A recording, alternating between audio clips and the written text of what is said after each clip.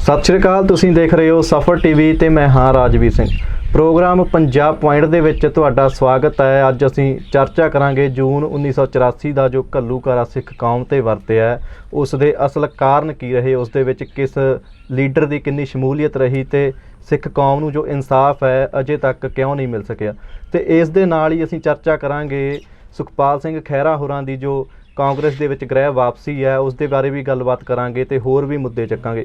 ਇਹਨਾਂ ਗੱਲਾਂ ਤੇ ਸਾਡੇ ਨਾਲ ਗੱਲਬਾਤ ਕਰਨ ਲਈ ਮੌਜੂਦ ਨੇ ਪ੍ਰੋਫੈਸਰ ਧਰਮਜੀਤ ਸਿੰਘ ਜੀ ਜਲਵੇੜਾ। ਆਓ ਉਹਨਾਂ ਦਾ ਸਵਾਗਤ ਕਰਦੇ ਹਾਂ। ਬਾਈ ਜੀ ਬਹੁਤ ਬਹੁਤ ਸਵਾਗਤ ਹੈ ਜੀ ਪ੍ਰੋਗਰਾਮ ਦੇ ਵਿੱਚ। ਬਹੁਤ ਬਹੁਤ ਧੰਨਵਾਦ। ਸਤਿ ਸ਼੍ਰੀ ਅਕਾਲ। ਬਾਈ ਜੀ ਸ਼ੁਰੂਆਤ ਕਰਦੇ ਹਾਂ ਜੂਨ 1984। ਸੋ ਜੂਨ ਦਾ ਮਹੀਨਾ ਜਦੋਂ ਹਰ ਸਾਲ ਆਉਂਦਾ ਤਾਂ ਸਿੱਖ ਕੌਮ ਦੇ ਜੋ ਜ਼ਖਮ ਨੇ ਉਹ ਦੁਬਾਰ ਤੋਂ ਉੱਧੜਨੇ ਸ਼ੁਰੂ ਹੋ ਜਾਂਦੇ ਨੇ। ਸ਼ਿਵ ਸੈਨਾ ਵੱਲੋਂ ਵੀ ਜੋ ਇੱਦਾਂ ਦਾ ਪ੍ਰਤੀਕਰਮ ਦਿੱਤਾ ਜਾਂਦਾ ਹੈ ਸੰਤਾਂ ਦੇ ਖਿਲਾਫ ਜਾਂ ਸਿੱਖ ਕੌਮ ਦੇ ਖਿਲਾਫ, ਕੀ ਕਹਿਣਾ ਚਾਹੋਗੇ? ਬਿਲਕੁਲ ਜੀ, ਇਹ ਇੱਕ ਹਿੰਦੂ ਬਹੁਗਿਣਤੀ ਦੇਸ਼ ਹੈ ਹਿੰਦੁਸਤਾਨ ਜੀ। ਇੱਥੇ ਘੱਟ ਗਿਣਤੀਆਂ ਨਾਲ ਧੱਕਾ ਲਗਾਤਾਰ ਹੁੰਦਾ ਆਇਆ ਜੀ, ਹੁੰਦਾ ਹੈ ਜੀ, ਹੁੰਦਾ ਰਹੇਗਾ ਜਾਂ ਨਹੀਂ ਰਹੇਗਾ ਹੁਣ ਇਹ ਕੌਮਾਂ ਤੈਅ ਕਰਨਗੀਆਂ। ਜੀ। ਕੌਮ 'ਚ ਜਾਨ ਹੋਵੇ ਨਹੀਂ ਹੋਣ ਦਿੰਦੀ ਧੱਕਾ। ਜੀ। ਸੋ ਸਾਡੀ ਜਿਹੜੀ ਕੌਮ ਆ, ਸਾਡੀ ਵਿਰਾਸਤ ਹੈ, ਉਹ ਹਮੇਸ਼ਾ ਕੁਰਬਾਨੀਆਂ ਨਾਲ ਲੈਸ ਹੈ। 37 ਸਾਲ ਪਹਿਲਾਂ ਜੀ ਸੁੱਤੇ ਪਏ ਲੋਕਾਂ ਤੇ ਸ਼੍ਰੀ ਹਰਿਮੰਦਰ ਸਾਹਿਬ ਦੇ ਵਿੱਚ ਟੈਂਕਾਂ ਅਤੇ ਤੋਪਾਂ ਨਾਲ ਵਾਰ ਕੀਤਾ। ਪਹਿਲਾਂ ਤਾਂ ਵੈਸੇ ਇਤਿਹਾਸ ਦੱਸਦਾ ਹੈ ਵਾਰ ਕੀਤਾ, ਲੇਕਿਨ ਜਦੋਂ ਫਿਰ ਨਹੀਂ ਵਾਹ ਚੱਲੀ, ਫੌਜ ਦੇ ਗੋਡੇ ਲੱਗ ਗਏ, ਉਹਨਾਂ ਨੇ ਦੇਖਿਆ ਵੀ ਹੁਣ ਤਾਂ ਕੋਈ ਹਿੱਲਾ ਵਸੀਲਾ ਨਹੀਂ। ਫਿਰ ਟੈਂਕਾਂ ਨਾਲ ਉੱਥੇ ਨਿਹੱਥੇ ਸ਼ਰਧਾਲੂਆਂ ਨੂੰ ਜੀ ਕੋਹ ਕੇ ਮਾਰਿਆ ਗਿਆ। ਬੱਚਿਆਂ ਨੂੰ ਕਹਿੰਦੇ ਵੀ ਜਿਹੜੇ ਚਸ਼ਮਦੀਦ ਕੋਈ ਬੱਚੇ ਨੇ, ਅੱਜ ਕੱਲ੍ਹ ਸੁਣਦੇ ਆ ਚੈਨਲਾਂ ਤੇ, ਜੀ ਦਫਾੜ ਵੀ ਕਰਤੇ ਬੱਚੇ, ਜਿਸ ਤਰ੍ਹਾਂ ਫੜ ਕੇ ਦਫਾੜ ਕਰਤੇ ਜੀ। ਉਸ ਤੋਂ ਬਾਅਦ ਜਿਹੜੇ ਹੋਰ ਸਾਡੇ ਇਤਿਹਾਸਿਕ ਗੁਰਦੁਆਰਾ ਸਾਹਿਬਾਨ ਨੇ, ਉਹਨਾਂ ਦੇ ਵਿੱਚ ਵੀ ਨਾਲ ਨਾਲ ਇਹ ਘਟਨਾਕ੍ਰਮ ਬਰਾਬਰ ਵਾਪਰਦਾ ਜੀ। ਪਰ 37 ਸਾਲ ਬੀਤਣ ਤੋਂ ਬਾਅਦ ਉਸ ਘੱਲੂਘਾਰੇ ਦੇ ਵਿੱਚੋਂ ਸਿੱਖ ਕੌਮ ਨੂੰ ਤਾਂ ਇਨਸਾਫ ਜਿਹੜਾ ਉੱਥੇ ਹੋਇਆ ਨਹੀਂ ਮਿਲਿਆ ਉਸ ਚੀਜ਼ ਦਾ ਜੀ। ਪਰ ਇਹਦੇ ਵਿੱਚੋਂ ਲੀਡਰ ਬਹੁਤ ਰੋਟੀਆਂ ਸੇਕ ਗਏ ਜੀ। ਪਾਰਟੀਆਂ ਬਣ ਗਈਆਂ, ਜਥੇਬੰਦੀਆਂ ਬਣ ਗਈਆਂ। ਸਾਰੀਆਂ ਨੂੰ ਨਹੀਂ ਮੈਂ ਕਹਿੰਦਾ, ਬਹੁਤ ਜੀ। ਚੰਗੇ ਬਹੁਤ ਉੱਚੇ ਕਿਰਦਾਰ ਵਾਲੇ ਅਖਲਾਕ ਵਾਲੇ ਲੋਕ ਬੈਠੇ ਨੇ ਜੀ। ਸਿਮਰਨਜੀਤ ਸਿੰਘ ਮਾਨ ਜੀ, ਉਹਨਾਂ ਤੇ ਬੜਾ ਫਿਰ ਕੌਮ ਨੇ ਇਤਬਾਰ ਕੀਤਾ ਜੀ। 99 ਦੇ ਵਿੱਚ 89 ਦੇ ਵਿੱਚ ਚੰਗੀਆਂ ਵੋਟਾਂ ਪਾਈਆਂ। ਮਾਨ ਸਾਹਿਬ ਆਪ ਵੀ ਜਿੱਤੇ, ਹੋਰ MPs ਵੀ ਜਿੱਤੇ ਨਾਲ। ਜੀ। ਧਰਮ ਦੀ ਲੜਾਈ ਉਹਨਾਂ ਨੇ ਐਨ ਬਖੂਬੀ ਕੱਢ ਕੇ ਲੜੀ। ਜੀ। ਪਰ ਉਹਨਾਂ ਨੇ ਅਸੂਲਾਂ ਨਾਲ, ਜਿਹੜੇ ਮਤਲਬ ਕੇਂਦਰ ਦੇ ਬਣਾਏ ਹੋਏ ਅਸੂਲ ਸੀ, ਉਹਨਾਂ ਨਾਲ ਸਮਝੌਤਾ ਨਹੀਂ ਕੀਤਾ, ਕੌਮੀ ਗੱਲ ਕੀਤੀ। ਜੀ। ਉਸ ਤੋਂ ਬਾਅਦ ਉਹਨਾਂ ਦਾ ਵੀ ਤੁਸੀਂ ਦੇਖਿਆ 89 ਤੋਂ ਬਾਅਦ ਫਿਰ ਉਹ 99 ਦੇ ਵਿੱਚ ਜਿੱਤਦੇ ਨੇ ਦੁਬਾਰਾ ਲੋਕ ਸਭਾ ਸੰਗਰੂਰ ਤੋਂ। ਜੀ। ਉਸ ਤੋਂ ਬਾਅਦ ਅੱਜ ਤੱਕ ਉਹ ਜਦੋਜਹਿਦ ਕਰ ਰਹੇ ਨੇ। ਜੀ। ਕੀ ਸਾਡਾ ਸਿੱਖ ਕੌਮ ਦਾ ਫਰਜ਼ ਨਹੀਂ ਸੀ ਬਣਦਾ ਜੇ ਅਸੀਂ ਅਜਿਹੇ ਜੁਝਾਰੂਆਂ ਨੂੰ ਪੰਜਾਬ ਦੀ ਵਾਗਡੋਰ ਸੰਭਾਉਂਦੇ, ਉਹਨਾਂ ਨੂੰ ਵੋਟਾਂ ਪਾਉਂਦੇ, ਜਿਤਾਉਂਦੇ। ਜੀ। ਹੱਥ ਖੜੇ ਕਰਕੇ ਜਿਹੜੇ ਸ਼੍ਰੀ ਹਰਿਮੰਦਰ ਸਾਹਿਬ ਦੇ, ਸ਼੍ਰੀ ਅਕਾਲ ਤਖਤ ਸਾਹਿਬ ਤੋਂ ਬਾਹਰ ਆਉਂਦੇ ਨੇ ਆਗੂ ਅਤੇ ਬਾਹਰ ਆ ਕੇ ਕਹਿੰਦੇ ਨੇ ਅਸੀਂ ਪੰਥਕ, ਉਹਨਾਂ ਨੂੰ ਅਸੀਂ ਕਈ ਵਾਰ ਮੁੱਖ ਮੰਤਰੀ ਬਣਾਤਾ। ਜੀ। ਵੋਟਾਂ ਪਾਤੀਆਂ। ਜੀ। ਸ਼੍ਰੋਮਣੀ ਕਮੇਟੀਆਂ ਉਹਨਾਂ ਦੇ ਹੱਥ 'ਚ ਨੇ। ਕਰੋੜਾਂ ਰੁਪਏ ਦੇ ਜਿਹੜੇ ਗੁਰਦੁਆਰਾ ਸਾਹਿਬਾਨਾਂ 'ਚ ਚੜਾਵਾ ਚੜ੍ਹਦਾ, ਉਸ ਰੂਪ 'ਚ ਜਿਹੜੀ ਮਾਇਆ ਇਕੱਠੀ ਹੁੰਦੀ, ਅਰਬਾਂ ਰੁਪਈਆ ਅੱਜ ਉਹਨਾਂ ਦੇ ਹੱਥਾਂ 'ਚ ਹੈ। ਜੀ। ਉਹ ਜਿਹੜੇ ਬੰਦੇ ਨੇ ਉਹ ਗਾਹਾਂ BJP ਦੇ ਨਾਲ ਜੁੜੇ ਹੋਏ ਨੇ। ਜੀ। ਚਾਹੇ ਉਹਨਾਂ ਨੇ ਅੱਜ ਫਿਲਹਾਲ ਵਕਤੀ ਤੌਰ ਤੇ ਤੋੜ ਵਿਛੋੜੇ ਕਰ ਲਏ, ਪਰ ਅੰਦਰੋਂ ਜਿਹੜੀਆਂ ਕੜੀਆਂ ਨੇ ਉਹ ਫਿੱਟ ਨੇ। ਜੀ। ਪੂਰੀਆਂ ਔਕਣੇ ਨੇ, ਉਸੇ ਤਰ੍ਹਾਂ ਹੀ ਨੇ। ਇਸੇ ਕਰਕੇ ਜਿਹੜਾ RSS ਵਾਲਾ ਹੈ, ਉਹ ਸਿੱਖਾਂ ਨੂੰ ਸਮੇਂ-ਸਮੇਂ ਤੇ ਵਾਰ-ਵਾਰ ਅੱਖਾਂ ਦਿਖਾਉਂਦਾ ਹੈ। ਜੀ। ਜੇਕਰ ਆਪਣਾ ਘਰ ਕਮਜ਼ੋਰ ਹੋਵੇ, ਬਾਹਰਲਾ ਵੈਰੀ ਛਤਰੂ ਤਾਂ ਅਕੜੇਵਾਂ ਦਿਖਾਇਆ ਕਰਦਾ, ਨਹੀਂ ਕਿਸੇ ਦੀ ਮਜਾਲ ਨਹੀਂ ਹੁੰਦੀ। ਜੀ। ਇਸ ਕਰਕੇ ਸਾਡੀ ਕੌਮ ਦੇ ਵਿੱਚ ਜਿਹੜੇ ਪੰਥਕ ਹੋਣ ਦਾ ਮਤਲਬ, ਜਿਨ੍ਹਾਂ ਨੇ ਮਖੌਟਾ ਪਾ ਲਿਆ ਲੇਕਿਨ ਪੰਥਕ ਹੈ ਨਹੀਂ, ਜਿਨ੍ਹਾਂ ਨੇ ਜਾ ਕੇ ਉੱਥੇ ਆੜੀਆਂ ਲਾਈਆਂ ਨੇ BJP ਵਾਲਿਆਂ ਨਾਲ, ਉਹਨਾਂ ਨੇ ਇਸ ਕੌਮ ਦਾ ਬੇੜਾ ਗਰਕ ਕੀਤਾ। 4 ਦਹਾਕੇ ਹੋਣ ਵਾਲੇ ਨੇ, ਪਰ ਸਿੱਖ ਕੌਮ ਨੂੰ ਜਿਹੜਾ ਉੱਥੇ ਦੁਖਾਂਤ ਵਾਪਰਿਆ, ਉੱਥੋਂ ਖਜ਼ਾਨਾ ਲੁੱਟਿਆ ਗਿਆ। ਲੋਕਾਂ ਨੇ ਤਾਂ ਵਾਪਸ ਆਉਣਾ ਹੀ ਨਹੀਂ, ਸ਼ਹੀਦਾਂ ਨੇ ਤਾਂ ਵਾਪਸ ਆਉਣਾ ਹੀ ਨਹੀਂ, ਉਹ ਤਾਂ ਬਿਲਕੁਲ ਗੱਲ ਖਤਮ ਹੋ ਗਈ। ਪਰ ਉਹਨਾਂ ਦੇ ਪਰਿਵਾਰਾਂ ਨੂੰ ਵੀ ਇਸ ਦੇਸ਼ ਦੇ ਵਿੱਚੋਂ ਆਖਿਰਕਾਰ ਇਹ ਦੇਸ਼ ਛੱਡ ਕੇ ਜਾਣਾ ਪਿਆ। ਜੇ ਤੁਸੀਂ ਹਿਸਾਬ ਲਾ ਲਓ ਵੀ ਅਮਰੀਕਾ, ਕੈਨੇਡਾ ਦੇ ਵਿੱਚ ਕਿੰਨਾ ਸਿੱਖ ਹੈ ਜਿਹੜਾ ਉਸ ਟਾਈਮ ਦਾ ਗਿਆ, ਅੱਜ ਵਾਪਸ ਨਹੀਂ ਪਰਤੇ ਇਸ ਮੁਲਕ 'ਚ। ਪਾਕਿਸਤਾਨ 'ਚ ਚਲੇ ਗਏ, ਜਿਵੇਂ ਅਸੀਂ ਪੜ੍ਹਦੇ ਹਾਂ ਇਤਿਹਾਸ ਨੂੰ। ਸੋ ਬਹੁਤ ਵੱਡਾ ਦੁਖਾਂਤ ਸੀ। 37 ਸਾਲ ਬੀਤਣ ਤੋਂ ਬਾਅਦ ਵੀ ਸਿੱਖ ਕੌਮ ਨੂੰ ਇਨਸਾਫ ਨਹੀਂ ਮਿਲਿਆ। ਸਿੱਖੋ ਜਾਗੋ, ਇਹ ਵੇਲਾ ਹੈ, ਇਹ ਸਮਾਂ। ਮੁੰਡੇ ਅੱਗੇ ਜਿਹੜੇ ਕੁੜੀਆਂ ਮੁੰਡੇ ਨੌਜਵਾਨ ਸਿੱਖ ਸਾਡੇ ਧਰਮ 'ਚ ਆ ਰਹੇ ਨੇ, ਉਹ ਸਿਆਣੇ ਹੋ ਰਹੇ ਨੇ। ਪਹਿਲਾਂ ਵੀ ਸਿਆਣੇ ਸੀ, ਪਰ ਤਰਕ ਦੀ ਘਾਟ ਸੀ। ਹੁਣ ਤਰਕ ਵੀ ਹੈ, ਨੌਲੇਜ ਵੀ ਹੈ, ਸਿੱਖਿਆ ਵੀ ਹੈ, ਗਿਆਨ ਵੀ ਹੈ, ਮੀਡੀਆ ਵੀ ਹੈ, ਸਭ ਕੁਝ ਹੈ ਸਾਡੇ ਕੋਲ। ਹੁਣ ਇਸ ਵਾਰੀ ਜਿਹੜਾ ਵੋਟਾਂ ਪੈਣਗੀਆਂ 22 'ਚ, ਫਿਰ ਸ਼੍ਰੋਮਣੀ ਕਮੇਟੀ ਦੀਆਂ ਵੀ ਪੈਣਗੀਆਂ ਅੱਗੇ ਜਾ ਕੇ ਜੀ। ਹੁਣ ਉਹਦੇ ਵਿੱਚ ਧਿਆਨ ਰੱਖਿਓ, ਹੁਣ ਉਹਦੇ ਵਿੱਚ ਪਾਸਾ ਪਲਟ ਦਿਓ। ਇਹ ਆਪਣਾ ਧਰਮ ਵੀ ਬਚੂਗਾ, ਆਪਣਾ ਸੂਬਾ ਵੀ ਬਚੂਗਾ, ਆਪਣੀ ਜਵਾਨੀ ਵੀ ਬਚੂਗੀ। ਜੀ। ਸੋ ਬਾਈ ਜੀ, SGPC ਦੀ ਗੱਲ ਕੀਤੀ ਹੈ ਤਾਂ SGPC ਨੂੰ ਕਿਵੇਂ ਦੇਖਦੇ ਹੋ? SGPC ਦਾ ਕੀ ਰੋਲ ਰਿਹਾ ਹੈ 1984 ਦਾ ਜੋ ਘਟਨਾਕ੍ਰਮ ਹੈ ਉਸ ਦੇ ਇਨਸਾਫ ਵਾਸਤੇ? SGPC ਦਾ ਜੇ ਤੁਸੀਂ ਨੇ ਅਸਲੀਅਤ ਇਹਦੀ ਮਤਲਬ ਦੇਖਣੀ ਹੈ ਜੀ, ਵੀ ਇਸ ਵੱਡੀ ਸੰਸਥਾ ਨੇ ਸਿੱਖਾਂ ਵਾਸਤੇ ਕੀ ਕੀਤਾ ਜਿਹੜੇ ਸ਼ਹੀਦ ਹੋ ਗਏ, ਜੀ। ਤੁਹਾਨੂੰ ਇੱਕ ਮੈਂ ਸਿੰਪਲ ਜੀ ਫਾਰਮੂਲਾ ਦੱਸ ਦਿੰਦਾ, ਬਹੁਤੀ ਡੂੰਘਾਈ 'ਚ ਜਾਣ ਦੀ ਲੋੜ ਨਹੀਂ। ਜੀ। ਇਹ ਪਤਾ ਕਰੋ ਵੀ ਜਿਹੜੇ ਉੱਥੇ ਸ਼ਹੀਦ ਹੋਏ ਜੀ। ਉਹਨਾਂ ਦੇ ਕਿੰਨੇ ਪਰਿਵਾਰਾਂ ਦੇ ਵਿੱਚੋਂ ਜੀਆਂ ਨੂੰ ਨੌਕਰੀ ਮਿਲ ਗਈ, ਬਸ ਗੱਲ ਖਤਮ ਹੋ ਗਈ। ਜੀ। ਅੱਜ ਰੁਜ਼ਗਾਰ ਬਹੁਤ ਵੱਡੀ ਚੀਜ਼ ਹੈ। ਜੀ। ਕਿਸੇ ਸ਼ਹੀਦ ਹੋ ਚੁੱਕੇ ਪਰਿਵਾਰ ਦੇ ਜੇਕਰ ਬੱਚੇ ਨੂੰ ਰੁਜ਼ਗਾਰ ਦੇ ਦੂਗੀ ਸ਼੍ਰੋਮਣੀ ਕਮੇਟੀ, ਜੇ ਉਹ 20,000 15,000 10,000 25,000 35 ਜੋ ਵੀ ਉਹਨੂੰ ਤਨਖਾਹ ਮਿਲੋ, ਗੁਜ਼ਾਰਾ ਕਰਦਾ ਹੈ। ਤੁਸੀਂ ਇਸ ਚੀਜ਼ ਦਾ ਹਿਸਾਬ ਲਾ ਲਓ। ਜੀ। ਜੇ ਤੁਹਾਡੇ ਕੋਲ ਇਹ ਅੰਕੜਾ ਆ ਗਿਆ ਜੀ। ਵੀ ਸ਼ਹੀਦ ਹੋਇਆ ਸੀ ਉੱਥੇ ਸਿੰਘ ਅਤੇ ਸਿੰਘਣੀਆਂ ਸ਼ਹੀਦ ਹੋਏ, ਮੰਨ ਲਓ ਮਿਸਾਲ ਦੇ ਰਿਹਾ ਤੁਹਾਨੂੰ, 10,000 20,000 50,000 ਸ਼ਹੀਦ ਹੋਏ, ਤਾਂ ਕੀ ਇਹਨਾਂ ਨੇ 50,000 ਬੰਦੇ ਨੂੰ ਨੌਕਰੀ ਦੇਤੀ? ਜੀ। ਜੇ ਦੇਤੀ ਤਾਂ ਇਹ ਸਕਸੈਸਫੁਲ ਨੇ, ਕਾਮਯਾਬ ਨੇ, ਇਹਨਾਂ ਦਾ ਢਾਂਚਾ ਅਸੀਂ ਮੰਨਾਂਗੇ ਵੀ ਪਰਪੱਕਤਾ ਨਾਲ ਕੰਮ ਕਰ ਰਿਹਾ ਹੈ। ਜੇਕਰ ਨਹੀਂ ਤਾਂ ਇਹ ਫੇਲ ਨੇ। ਬਾਕੀ ਜਿਹੜੀ ਗੁਰਦੁਆਰਾ ਸਾਹਿਬਾਨਾਂ ਦੇ ਵਿੱਚ ਪੈਸਾ ਇਕੱਠਾ ਹੁੰਦਾ ਹੈ, ਮੈਂ ਪਹਿਲਾਂ ਵੀ ਕਈ ਵਾਰੀ ਇਹ ਤਰਕ ਦਿੱਤੇ ਨੇ। ਮੇਰੇ ਇੱਕ ਵਾਰੀ ਇਸ ਤਰ੍ਹਾਂ ਹੀ ਮੈਂ ਗੱਲ ਕਰ ਰਿਹਾ ਸੀ, ਕੁਝ ਦੋਸਤ ਮਿੱਤਰ ਬੈਠੇ ਸੀ ਨਾਲ, ਉਹਨਾਂ ਦੇ ਵਿੱਚੋਂ ਕਿਸੇ ਨੇ ਜਾ ਕੇ ਮੇਰੀ ਗੱਲ ਅੱਗੇ ਕਰਤੀ ਅਤੇ ਦੂਜੇ ਦਿਨ ਇੱਕ ਪੰਥਕ ਲੀਡਰ ਹੈ, ਉਹਨੇ ਬਿਆਨ ਛਾਪਤਾ, ਮਤਲਬ ਮੇਰੀ ਕਾਪੀ ਕਰ ਲਈ। ਮੇਰਾ ਬਿਆਨ ਇਹ ਸੀ ਜਾਂ ਮੇਰੀ ਸੋਚ ਇਹ ਸੀ ਵੀ ਜਿਹੜੀਆਂ ਸਾਡੀਆਂ ਗੋਲਕਾਂ ਨੇ ਗੁਰੂ ਘਰ ਦੀਆਂ, ਜਦੋਂ ATM ਦੇ ਵਿੱਚ ਕਾਰਡ ਪਾਏ ਤੋਂ ਪੈਸਾ ਨਿਕਲ ਸਕਦਾ ਹੈ, ਤਾਂ ਗੁਰੂ ਘਰ ਦੀ ਜਿਹੜੀ ਗੋਲਕ ਹੈ ਉਹਦੇ ਵਿੱਚ ਜਦ ਅਸੀਂ ਪੈਸਾ ਪਾਉਂਦੇ ਉੱਥੇ ਸੈਂਸਰ ਹੋਣਾ ਚਾਹੀਦਾ ਜੀ। ਉੱਤੇ ਲੱਗੀ ਵੀ ਹੋਣੀ ਚਾਹੀਦੀ ਹੈ ਸਕਰੀਨ ਵੱਡੀ, ਪਤਾ ਲੱਗਦਾ ਰਹੇ ਵੀ ਇਹ ਗੋਲਕ 'ਚ ਇੰਨੇ ਪੈਸੇ ਹੋ ਗਏ ਜੀ, ਮੋਟਾ ਹਿਸਾਬ ਜੀ। ਘੱਟੋ ਘੱਟ ਵੀ ਜਿਹੜਾ ਸ਼ਾਮ ਨੂੰ ਗਿਆ ਉਹ ਤਾਂ ਇਹ ਤਾਂ ਦੇਖ ਲਿਆ ਕਰੂਗਾ ਨਾ ਵੀ ਇੱਕ ਦਿਨ 'ਚ ਇੰਨੇ ਪੈਸੇ ਗੁਰਦੁਆਰਾ ਸਾਹਿਬ 'ਚ ਚੜਾਵਾ ਚੜਿਆ ਜੀ, ਅੰਦਾਜ਼ਾ ਲੱਗ ਜਾ ਕਰੂਗਾ ਜੀ। ਤਾਂ ਇਸ ਕਰਕੇ ਉਹ ਮਤਲਬ ਇਹੋ ਜਿਹੇ ਕੋਈ ਸਿਸਟਮ ਹੋਣ ਇੱਥੇ ਤਾਂ ਫਰਕ ਪੈ ਸਕਦਾ ਹੈ।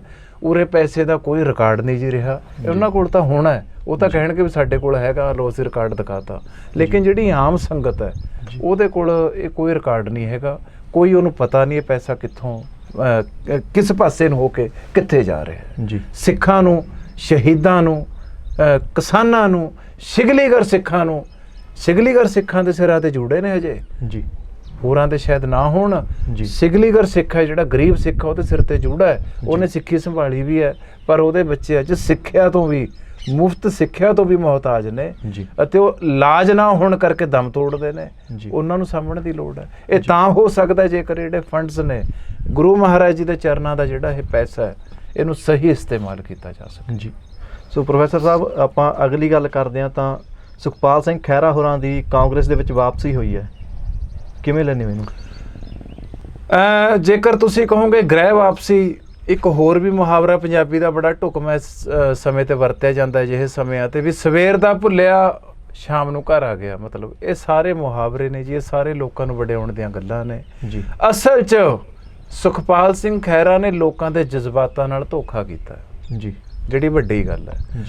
2017 ਦੇ ਵਿੱਚ ਸੁਖਪਾਲ ਸਿੰਘ ਖਹਿਰਾ ਜਿੱਤ ਨਹੀਂ ਸੀ ਸਕਦੇ ਇਲੈਕਸ਼ਨ ਜੇਕਰ ਉਹ ਕਿਸੇ ਹੋਰ ਪਾਰਟੀ ਤੋਂ ਲੜਦੇ। ਮੈਨੂੰ ਲੱਗਦਾ, ਮੇਰੀ ਆਪਣੀ ਮਤਲਬ ਮੇਰਾ ਇੱਕ ਸੈਲਫ ਆਬਜ਼ਰਵੇਸ਼ਨ ਹੈ ਜੀ, means I have examined this whole situation in 2017 and in by keeping the point of 2022 elections again, means I will say that to save his own political future, ਉਹਨੇ ਆਪਣਾ ਭਵਿੱਖ ਬਚਾਉਣ ਵਾਸਤੇ ਰਾਜਨੀਤਿਕ ਉਹਨੇ ਫੰਡਾਮੈਂਟਲ ਜਿਹੜਾ ਇਹ ਖੇਡਿਆ, ਦਾ ਖੇਡਿਆ।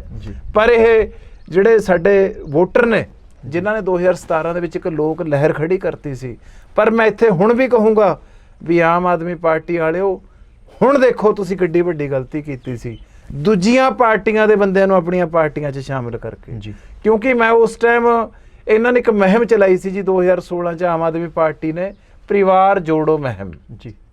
ਮੈਨੂੰ ਅਮਲੋਹ ਸਰਕਲ ਦਾ ਸਪੋਕਸਮੈਨ ਲਾਇਆ ਸੀ, ਬੁਲਾਰਾ ਲਾਇਆ ਸੀ ਜੀ। ਸੰਜੇ ਸਿੰਘ ਆਇਆ ਸੀ ਦਿੱਲੀ ਤੋਂ ਅਤੇ ਉਹਨੇ ਲੁਧਿਆਣੇ ਇੱਕ ਪੈਲਸ ਹੈ ਸ਼ਹਿਨਸ਼ਾਹ ਪੈਲਸ, ਉੱਥੇ ਮੀਟਿੰਗ ਕੀਤੀ ਜੀ। 117 ਹਲਕਿਆਂ ਦੇ ਵਿੱਚੋਂ 234 ਬੰਦਾ ਬਣਦਾ ਜੇਕਰ ਦੋ ਆਪਾਂ ਦੋ ਬੰਦੇ ਬੁਲਾਏ ਸੀ, ਮੈਨੂੰ ਵੀ ਬੁਲਾਇਆ, ਇੱਕ ਸਾਨੂੰ ਰੇਡੂਆ ਵੀ ਦਿੱਤਾ, ਮੋਢੇ 'ਚ ਪੈਂਦਾ, ਉਹਦੇ ਮਾਈਕ ਲੱਗਿਆ ਹੋਇਆ ਵੀ ਤੁਸੀਂ ਜਾਣਾ ਪਿੰਡਾਂ 'ਚ ਸੰਬੋਧਨ ਕਰਨਾ ਹੈ। ਮੈਂ ਮਲੋਹ ਹਲਕੇ ਦੇ ਕਈ ਪਿੰਡਾਂ 'ਚ ਵਿਜ਼ਿਟ ਕੀਤਾ, 20-25 ਪਿੰਡਾਂ 'ਚ, ਵੀ ਜੁੜੋ, ਪਰਿਵਾਰਾਂ ਨੂੰ ਜੋੜੋ ਆਮ ਆਦਮੀ ਪਾਰਟੀ ਦੇ ਨਾਲ। ਪਰ ਇਹਨਾਂ ਲੋਕਾਂ ਨੇ ਵਰਕਰਾਂ ਦੀ ਕਦਰ ਨਹੀਂ ਕੀਤੀ। ਇਹਨਾਂ ਨੇ ਕਦੇ ਫਲਾਣਾ ਵਿਧਾਇਕ ਆ ਗਿਆ ਉੱਧਰੋਂ ਛਾਲ ਮਾਰ ਕੇ, ਕਦੇ ਕੋਈ ਆ ਗਿਆ ਲੀਡਰ ਦੂਜੀ ਪਾਰਟੀ ਦਾ। ਨਤੀਜਾ ਕੀ ਹੋਇਆ? ਜਿਹੜਾ ਹਾਰਡ ਵਰਕਰ ਸੀ, ਮਿਹਨਤ ਕਰਨ ਵਾਲਾ ਵੋਟਰ ਕਾਡਰ ਸੀ, ਵਰਕਰ ਸੀ, ਉਹ ਚੁੱਪ ਕਰਕੇ ਆਪਣਾ ਘਰ ਬੈਠ ਗਿਆ। ਆਮ ਆਦਮੀ ਪਾਰਟੀ ਮੁੱਦੇ ਮੂੰਹ ਗਿਰ ਗਈ। ਅਤੇ ਹੁਣ ਉਹੀ ਬੰਦੇ, ਧਿਆਨ ਦਿਓ, ਹੁਣ ਉਹੀ ਬੰਦੇ ਆਪਣੀਆਂ ਸੀਟਾਂ ਆਮ ਆਦਮੀ ਪਾਰਟੀ ਦੇ ਸਿਰ ਤੇ ਜਿੱਤ ਕੇ ਹੁਣ ਜਦੋਂ ਦੇਖਿਆ ਵੀ ਅੱਗੇ ਨੂੰ ਇੱਥੇ ਜਿੱਤਣਾ ਔਖਾ ਹੈ ਤਾਂ ਵਾਪਸੀ ਕਰਤੀ ਕਾਂਗਰਸ 'ਚ। ਇਹ ਬਿਲਕੁਲ ਜੀ ਸਵਾਰਥ ਹੈ, ਸਿਆਸੀ ਸਵਾਰਥ ਹੈ। ਇਹ ਨਹੀਂ ਸਾਡਾ ਪੰਜਾਬ ਖਤਮ ਕੀਤਾ। ਪੰਜਾਬ ਇਹ ਨਹੀਂ, ਹਿੰਦੁਸਤਾਨ ਦੀ ਬਰਬਾਦੀ ਦਾ ਕਾਰਨ ਅਜਿਹੇ ਸਟੈਪ ਨੇ ਜਿਹੜੇ ਸਾਡੇ ਪੋਲੀਟੀਕਲ ਲੀਡਰ ਚੱਕਦੇ ਨੇ।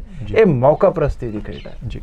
ਪ੍ਰੋਫੈਸਰ ਸਾਹਿਬ, ਲੱਗਦਾ ਨਹੀਂ ਕਿਤੇ ਨਾ ਕਿਤੇ ਲੋਕਾਂ ਦੇ ਵਿੱਚ, ਲੋਕਾਂ ਦੇ ਆਪਾਂ ਜੇ ਸੋਸ਼ਲ ਮੀਡੀਆ ਤੇ ਦੇਖੀਏ ਤਾਂ ਬਹੁਤ ਆਲੋਚਨਾ ਹੋ ਰਹੀ ਹੈ ਇਸ ਚੀਜ਼ ਦੀ ਬਹੁਤ ਜ਼ਿਆਦਾ ਹੋ ਰਹੀ ਹੈ। ਤੁਸੀਂ ਕਮੈਂਟ ਦੇਖ ਲਓ ਲੋਕਾਂ ਦੇ। ਲੋਕ ਕਹਿੰਦੇ ਵੀ ਕੀ ਤੁਸੀਂ ਪ੍ਰਸ਼ਨ ਕਰ ਰਹੇ ਨੇ ਸੋਸ਼ਲ ਮੀਡੀਆ ਤੇ ਇਹਨਾਂ ਤਿੰਨਾਂ ਵਿਧਾਇਕਾਂ ਨੂੰ, ਕੀ ਤੁਸੀਂ 2017 ਚ ਲੋਕ ਲਹਿਰੇ ਖਤਮ ਕਰਨ ਆਏ ਸੀ ਜੀ? ਇਹ ਪ੍ਰਸ਼ਨ ਹੋ ਰਹੇ ਜੀ। ਇਸ ਕਰਕੇ ਮੈਂ ਹੋਰ ਵੀ ਜਿਹੜਾ ਕੋਈ ਜਾਣਨਾ ਚਾਹੁੰਦਾ ਉਹਨੂੰ ਕਹੂੰਗਾ ਵੀ ਇਸ ਤਰ੍ਹਾਂ ਦੇ ਕੰਮ ਭਰਾਵੋ ਨਾ ਕਰੋ। ਕਿਉਂ ਤੁਸੀਂ ਸਾਡੇ ਪੰਜਾਬ ਨਾਲ ਤੁਸੀਂ ਉਹ ਦਗਾ ਲੱਗ ਗਏ ਕਮਾਉਣ ਜਿਨ੍ਹਾਂ ਨੂੰ ਵੋਟਾਂ ਪਾ ਕੇ ਲੋਕਾਂ ਨੇ ਜਿਤਾਇਆ? ਕੀ ਵਿਸ਼ਵਾਸ ਕਰਨਗੇ? ਕੱਲ ਨੂੰ ਕੋਈ ਸੱਚਾ ਬੰਦਾ ਵੀ ਖੜ ਕੇ ਰਸਤੇ 'ਚ ਆਵਾਜ਼ ਮਾਰੂਗਾ ਨਾ ਵੀ ਮੈਨੂੰ ਵੋਟ ਪਾ ਦਿਓ, ਲੋਕ ਉਹਨੂੰ ਵੀ ਵੋਟ ਨਹੀਂ ਪਾਇਆ ਕਰਨਗੇ। ਵਿਸ਼ਵਾਸ ਉਕੜ ਜਾਂਦਾ ਅਜਿਹੇ ਸਿਸਟਮ 'ਚ ਜੀ।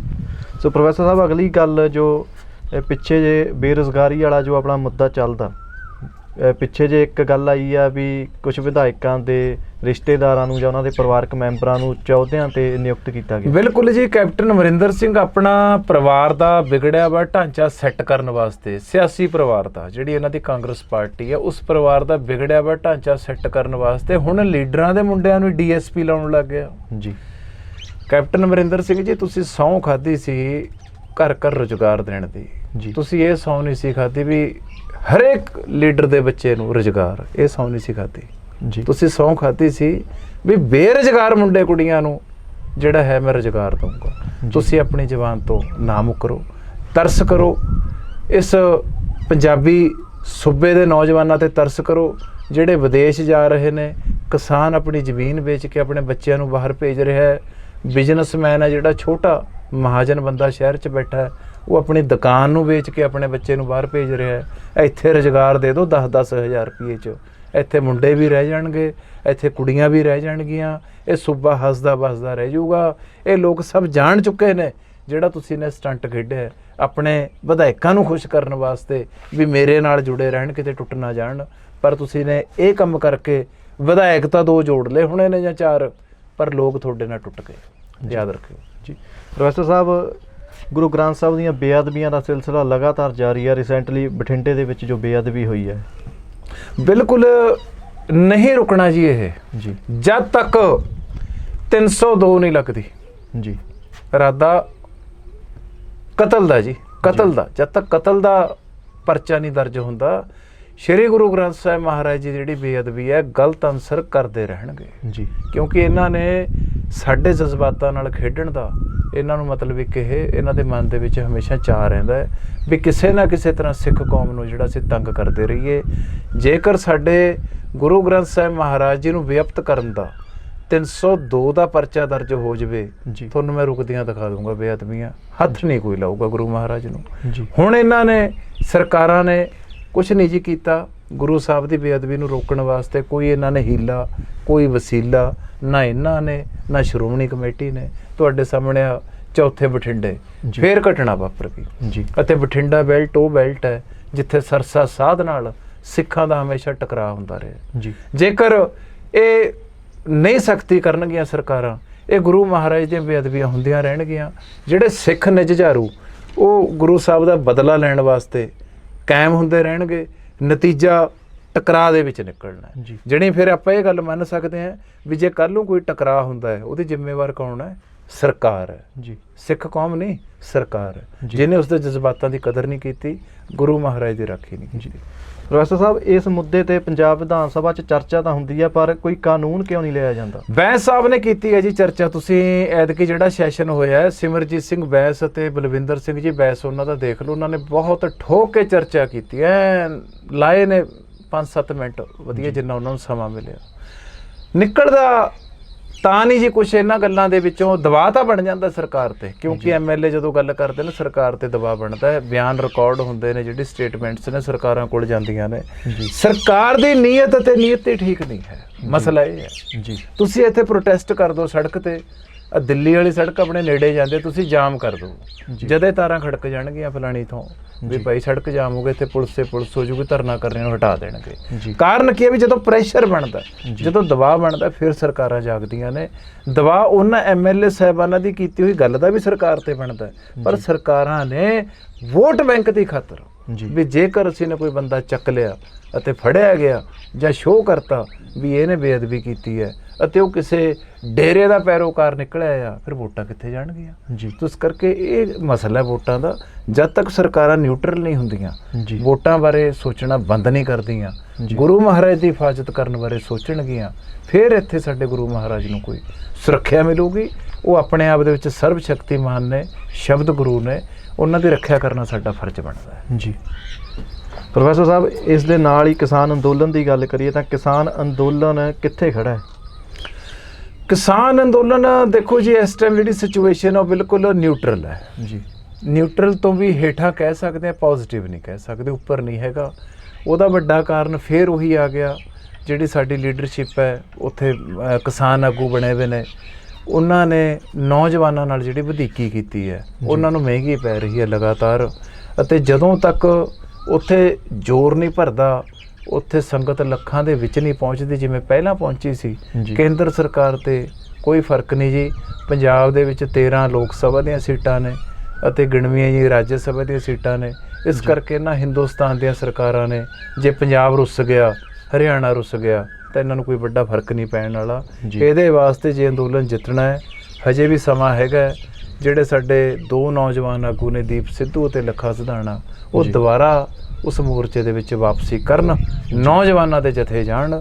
ਬਜ਼ੁਰਗਾਂ ਨੇ ਉੱਥੇ ਸਾਡੀ ਹੋਂਦ ਨੂੰ ਬਚਾ ਕੇ ਰੱਖਿਆ ਅਤੇ ਉਸ ਮੋਰਚੇ ਨੂੰ ਅੱਜ ਤੱਕ ਉਹ ਜੜੀ ਬੈਠੇ ਨੇ, ਪਰ ਉਸ ਨੂੰ ਟੀਚੇ ਤੱਕ ਪਹੁੰਚਾਉਣਾ, ਫੈਸਲਾ ਕੁਨ ਬਣਾਉਣਾ, ਉਹ ਨੌਜਵਾਨਾਂ ਦੇ ਹੱਥ ਹੈ। ਲੀਡਰਸ਼ਿਪ ਹੈ ਜਿਹੜੀ ਕਿਸਾਨੀ ਲੀਡਰਸ਼ਿਪ ਹੈ, ਉਹ ਫੇਲ ਹੋ ਚੁੱਕੀ ਹੈ। ਅਸੀਂ ਤਨੋਂ ਮਨੋਂ ਅਤੇ ਧਨੋਂ ਸਿੱਖ ਆਪਣਾ ਜਿਹੜਾ ਕਿਸਾਨੀ ਸੰਘਰਸ਼ ਹੈ ਇਹਦੇ ਨਾਲ ਹੈ। ਅਸੀਂ ਲੀਡਰਾਂ ਨਾਲ ਨਹੀਂ, ਕਿਸਾਨਾਂ ਨਾਲ ਹੈ, ਕਿਸਾਨਾਂ ਦੇ ਜਜ਼ਬਾਤਾਂ ਨਾਲ ਹੈ। ਜੇ ਕਿਸਾਨਾਂ ਦੇ ਜਜ਼ਬਾਤਾਂ ਨਾਲ ਉੱਥੇ ਕੋਈ ਲੀਡਰ ਖੇਡੂਗਾ, ਇਹਨਾਂ ਦੇ ਵਿੱਚੋਂ ਜਿਹੜੇ ਬੈਠੇ ਨੇ ਕਿਸਾਨ ਆਗੂ, ਜੇਕਰ ਸਾਨੂੰ ਵੀ ਉੱਥੇ ਜਾਣਾ ਪਿਆ ਬਤੌਰ ਆਪਣੀ ਪਾਰਟੀ ਵੱਲੋਂ, ਤਾਂ ਅਸੀਂ ਲੋਕ ਇਨਸਾਫ ਪਾਰਟੀ ਇਸ ਚੀਜ਼ ਨੂੰ ਅੱਗੇ ਹੋ ਕੇ ਸਾਂਭੂਗੀ ਮੋਰਚਾ, ਉਖੜ ਨਹੀਂ ਦਿੰਦੇ ਜੀ। ਸੋ ਪ੍ਰੋਫੈਸਰ ਸਾਹਿਬ ਪਿੱਛੇ ਜੇ ਲੱਖੇ ਸਿਧਾਣੇ ਨੂੰ ਸੰਗਰੂਰ ਦੇ ਵਿੱਚ ਪੁਲਿਸ ਫੜਨ ਆਈ, ਪੰਜਾਬ ਪੁਲਿਸ, ਬਿਲਕੁਲ ਉਹ ਤਾਂ ਦੇਖੋ ਸਰਕਾਰਾਂ ਦੇ ਹੱਥਕੰਡੇ ਹੁੰਦੇ ਨੇ ਕਿਸੇ ਤਰ੍ਹਾਂ ਪਰੇਸ਼ਾਨ ਕਰਨਾ। ਹੁਣ ਉਹਦੇ ਵਿੱਚ ਆਪਾਂ ਇਹ ਵੀ ਕਹਿ ਸਕਦੇ ਵੀ ਇਹਦਾ ਮਤਲਬ ਪਹਿਲਾਂ ਕੇਂਦਰ ਦਿੱਲੀ ਸਰਕਾਰ ਪਿੱਛੇ ਪਈ ਵੀ ਸੀ, ਹੁਣ ਪੰਜਾਬ ਵਾਲੇ ਵੀ ਪਿੱਛੇ ਪੈ ਗਏ ਜੀ। ਸੋ ਜਿਹੜਾ ਬੰਦਾ ਇੱਥੇ ਲੋਕਾਂ ਦੀ ਗੱਲ ਕਰਦਾ ਜੀ, ਉਹਦੇ ਨੈਚੁਰਲੀ ਉਹਦੇ ਪਿੱਛੇ ਸਰਕਾਰਾਂ, ਉਹਦੇ ਵਿੱਚ ਏਜੰਸੀਆਂ ਪੈ ਜਾਂਦੀਆਂ ਨੇ, ਪਰੇਸ਼ਾਨ ਕਰਦੀਆਂ ਨੇ। ਕਸੂਰ ਉਹਦਾ ਕੋਈ ਨਹੀਂ, ਕਸੂਰ ਉਹਨੇ ਕੀ ਕੀਤਾ? ਕੁਝ ਵੀ ਨਹੀਂ ਸੀ। ਉੱਥੇ ਵਧੀਆ ਅਗਵਾਈ ਕਰ ਰਿਹਾ ਸੀ ਜੀ, ਹਜ਼ਾਰਾਂ ਦੇ ਕਰੀਬ ਉਹਦੇ ਨਾਲ ਮੁੰਡਾ ਹੈ ਜਿਹੜਾ ਜੁੜਿਆ ਵਾ, ਨਾਲ ਲੈ ਕੇ ਗਿਆ ਵਾ ਸੀ। ਸੋ ਸਰਕਾਰ ਨੇ ਰੋਕਣ ਵਾਸਤੇ ਇੱਕ ਤਰੀਕਾ ਅਪਣਾਇਆ ਹੈ। ਇਹ ਵੀ ਹੋ ਸਕਦਾ ਵੀ ਦਿੱਲੀ ਵਾਲੀ ਸਰਕਾਰ ਦੇ ਜ਼ਰੀਏ, ਕੇਂਦਰ ਸਰਕਾਰ ਦੇ ਜ਼ਰੀਏ ਪੰਜਾਬ ਸਰਕਾਰ ਤੇ ਦਬਾਅ ਵੱਧ ਗਿਆ ਹੋਵੇ ਵੀ ਤੇ ਕਾਰਵਾਈ ਕਰੋ ਜੀ। ਸੋ ਅਜਿਹੇ ਹਾਲਾਤ ਨੇ ਇਹ, ਜਿਹੜੀ ਕਿਸੇ ਨੂੰ ਰੋਕਣ ਵਾਲੀ ਗੱਲ ਹੈ ਜੀ। ਪ੍ਰੋਫੈਸਰ ਸਾਹਿਬ ਆਖਰੀ ਸਵਾਲ, ਜੋ ਨਵਜੋਤ ਸਿੱਧੂ ਹੋਰੀ ਨੇ, ਕੀ ਲੱਗਦਾ ਉਹਨਾਂ ਦਾ ਸਿਆਸੀ ਸਮੀਕਰਨ ਆਉਣ ਵਾਲੇ ਸਮੇਂ? ਨਵਜੋਤ ਸਿੱਧੂ ਨੇ ਤਾਂ ਰਾਜਵੀਰ ਜੀ ਆਪਣੀ ਜਿਹੜੀ ਇੰਨੀ ਜ਼ਿਆਦਾ ਉਹਨਾਂ ਦੀ ਇੱਕ ਚਮਕ ਸੀ ਕੈਰੀਅਰ ਦੀ ਜੀ, ਮਤਲਬ ਜਿਹੜਾ ਲਸਟਰ ਸੀ, ਲਸਟਰ ਕਹਿੰਦੇ ਨੇ ਅੰਗਰੇਜ਼ੀ 'ਚ, ਉਹਨਾਂ ਦੇ ਕੈਰੀਅਰ ਦਾ ਉਹਨਾਂ ਨੇ ਹੌਲੀ ਹੌਲੀ ਉਹ ਤਕਰੀਬਨ ਖਤਮ ਕਰ ਲਿਆ ਜੀ।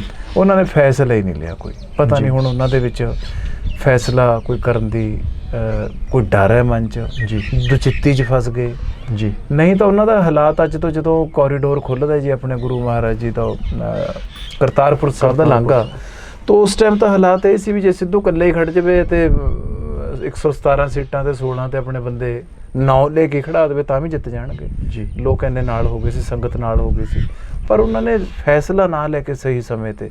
ਹੁਣ ਕਾਂਗਰਸ 'ਚ ਵੀ ਲੜ ਰਹੇ ਨੇ, ਜਾਂ ਤਾਂ ਕਾਂਗਰਸ ਨੂੰ ਛੱਡ ਦੇਣ, ਜੀ। ਕਿਸੇ ਪਾਰਟੀ ਨਾਲ ਆਉਣ। ਜੇ ਕਾਂਗਰਸ 'ਚ ਰਹਿਣਾ ਫਿਰ ਕਹਿ ਦੇਣ ਵੀ ਮੈਂ ਰਹਿਣਾ ਉਰੇ, ਜੀ।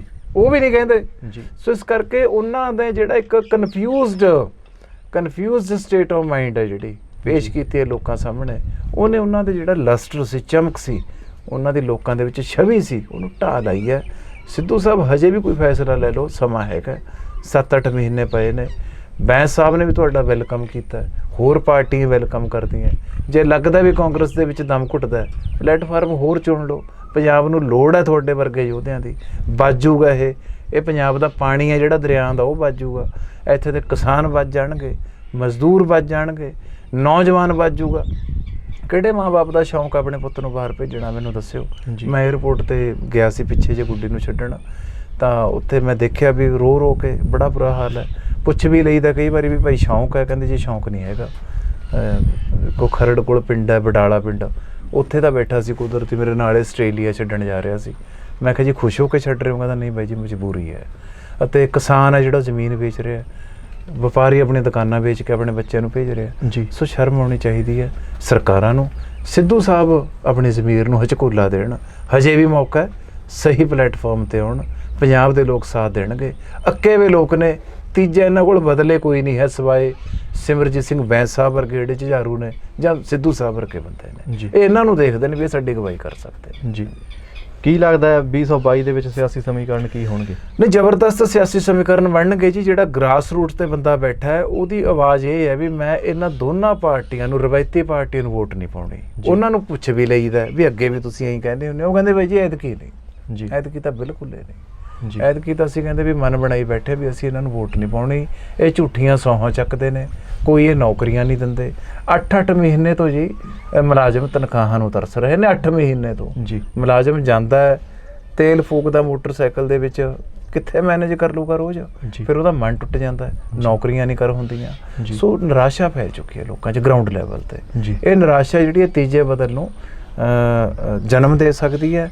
ਪਰ ਜਿਹੜਾ ਸੁਖਪਾਲ ਸਿੰਘ ਖਹਿਰੇ ਹੋਣੀ ਨੇ, ਖੈਰ ਇੱਕ ਗੱਲ ਹੋਰ ਵੀ ਹੁੰਦੀ ਹੈ, ਮੈਂ ਕਹਿੰਦਾ ਵੀ ਚੰਗਾ ਵੀ ਹੈ ਜੀ। ਜੇ ਬੰਦੇ ਪਹਿਲਾਂ ਹੀ ਆਪਣੇ ਆਪ ਨੂੰ ਪਾਸੇ ਕਰ ਲੈਣ, ਜਿਨ੍ਹਾਂ ਨੇ ਬਾਅਦ 'ਚ ਵੀ ਜਾ ਕੇ ਜੇ ਇਹੋ ਜਿਹੇ ਕੰਮ ਕਰਨਾ ਹੈ, ਉਹ ਚੰਗਾ ਵੀ, ਇੱਕ ਤਰ੍ਹਾਂ ਦਾ ਚੰਗਾ ਸੰਦੇਸ਼ ਵੀ ਹੈ। ਜੀ। ਚੰਗੇ ਕੇਜਰੀਵਾਲ ਸਾਹਿਬ, ਚੰਗੇ ਬੰਦਿਆਂ ਨੂੰ ਪਹਿਚਾਣੋ, ਜਿਵੇਂ ਹੋਰ ਸਾਡੇ ਪਾਰਟੀਆਂ ਦੇ ਜਿਹੜੇ ਪੰਜਾਬ 'ਚ ਵਿਧਾਇਕ ਨੇ, ਬੈਂਸ ਸਾਹਿਬ ਨੇ, ਇਹ ਚੰਗੇ ਬੰਦਿਆਂ ਨੂੰ ਛਾਂਟ ਕੇ ਜਿਹੜੇ ਲੱਗਦਾ ਵੀ ਹਾਂ ਵਰਕ ਕਰਨ ਵਾਲੇ ਨੇ, ਉਹ ਸਿਫਾਰਸ਼ਾਂ ਨਹੀਂ ਦੇਖਦੇ, ਪੈਸਾ ਨਹੀਂ ਦੇਖਦੇ, ਉਹ ਵੀ ਇਹਦੇ ਕੋਲ ਹੈ ਮਹਿੰਗੀ ਗੱਡੀ ਜਾਂ ਨਹੀਂ, ਉਹ ਕੰਮ ਦੇਖਦੇ ਨੇ। ਕੰਮ ਦੇਖਿਆ ਕਰੋ, ਤੁਸੀਂ ਕੰਮ ਨਹੀਂ ਦੇਖਿਆ, ਧੋਖਾ ਖਾ ਗਏ। ਨਹੀਂ, ਤੁਸੀਂ ਪੰਜਾਬ 'ਚ ਹਿਸਟਰੀ ਬਣਾਉਣੀ ਸੀ, ਇਤਿਹਾਸ ਰਚਣਾ ਸੀ। ਪੰਜਾਬ 'ਚ ਕਦੇ ਤੀਜੀ ਧਿਰ ਨਹੀਂ ਆਈ ਸੱਤਾ 'ਚ, ਤੁਸੀਂ ਆਉਣਾ ਸੀ, ਪਰ ਧੋਖਾ ਖਾ ਗਏ ਲੋਕ। ਐਤਕੀ ਇਹ ਕੰਮ ਨਾ ਕਰਿਓ। ਸਿੱਧੂ ਸਾਹਿਬ, ਬੈਂਸ ਸਾਹਿਬ ਇਕੱਠੇ ਹੋਣ ਅਤੇ ਪੰਜਾਬ ਨੂੰ ਨਵੀਂ ਅਗਵਾਈ ਦੇਣ ਜੀ। ਇੱਥੇ ਤੀਜਾ ਫਰੰਟ ਹੈ ਉਹ ਕਾਇਮ ਹੋ ਸਕਦਾ ਜੀ। ਸੋ ਪ੍ਰੋਫੈਸਰ ਸਾਹਿਬ, ਇਹਨਾਂ ਖਬਰਾਂ ਤੇ ਚਰਚਾ ਕਰਨ ਲਈ ਬਹੁਤ ਬਹੁਤ ਧੰਨਵਾਦ ਜੀ। ਬਹੁਤ ਧੰਨਵਾਦ ਜੀ। ਸਫਰ ਪੰਜਾਬ TV ਹੈ, ਇਹਦਾ ਬਹੁਤ ਬਹੁਤ ਸ਼ੁਕਰੀਆ, ਧੰਨਵਾਦ ਜੀ। ਸਤਿ ਸ਼੍ਰੀ ਅਕਾਲ ਜੀ। ਸੋ ਇਹ ਸਨ ਪ੍ਰੋਫੈਸਰ ਧਰਮਜੀਤ ਸਿੰਘ ਜੀ ਜਲਵੇੜਾ, ਜਿਨ੍ਹਾਂ ਨੇ ਇਹ तमाम ਖਬਰਾਂ ਤੇ ਆਪਣੇ ਨਾਲ ਚਰਚਾ ਕੀਤੀ ਹੈ। ਸੋ ਇਸੇ ਤਰ੍ਹਾਂ ਦੇ ਪ੍ਰੋਗਰਾਮ ਲੈ ਕੇ ਹਾਜ਼ਰ ਹੁੰਦੇ ਰਵਾਂਗੇ ਤੇ ਤੁਸੀਂ ਦੇਖਦੇ ਰਹੋ ਸਫਰ TV।